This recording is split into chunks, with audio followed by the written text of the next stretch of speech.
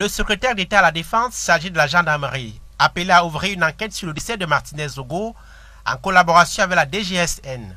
L'instruction de la présidence de la République laisse émerger deux hypothèses. Soit aucune enquête n'est ouverte avant le 27 janvier 2023, date de la correspondance, soit l'enquête ouverte n'est pas efficace.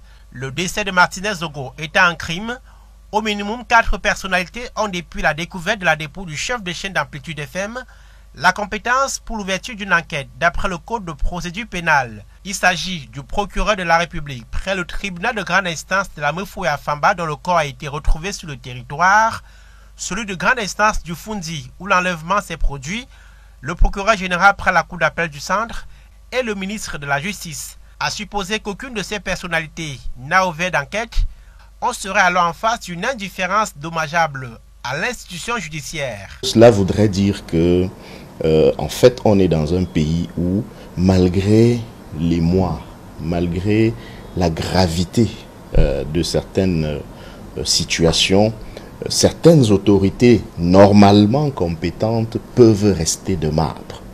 Vous voyez?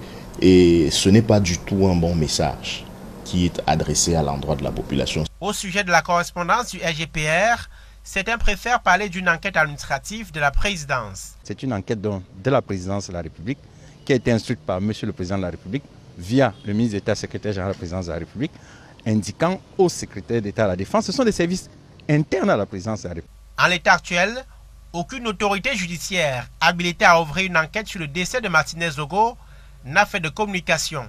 Si la loi laisse le libre choix en la matière, le silence en rajoute aux suspicions et aux doutes. Le silence, assourdissant, mais éloquent, donne l'impression que probablement ceux qui sont derrière cet acte macabre, probablement les commanditaires, sont des gens dont on ne veut pas qu'ils soient gênés.